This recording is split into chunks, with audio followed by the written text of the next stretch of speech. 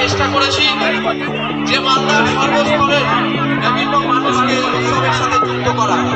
তাই আজকে mega art competition হচ্ছে। আমি জানি না, আমারও বয়স প্রায় 33 বছর হয়ে গেল, এই যাবৎকালে এত বড় আর্ট কম্পিটিশন আমি কোথাও দেখেছি বলে আমার মনে হয় না। প্রায় 1500-র উপর ছাত্রছাত্রী এই অঙ্কন প্রতিযোগিতায় অংশগ্রহণ করেছে। আমি সবাই, এখানে যারা অভিভাবকরা আছেন, আমি সবাইকে বলবো চিত্র প্রদর্শনী গৌরবঙ্গ ম্যাথমেটিক অ্যাসোসিয়েশনে দুষ্প্রাপ্য ও ঐতিহাসিক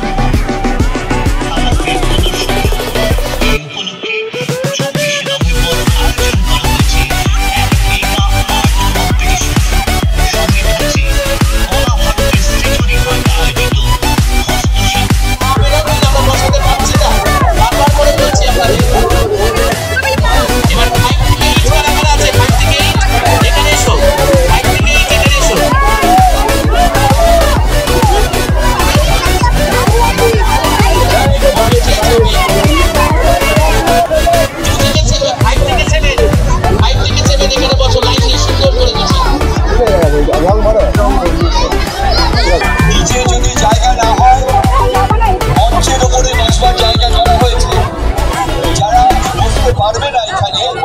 বলছি মঞ্চের তো পরে বলছি।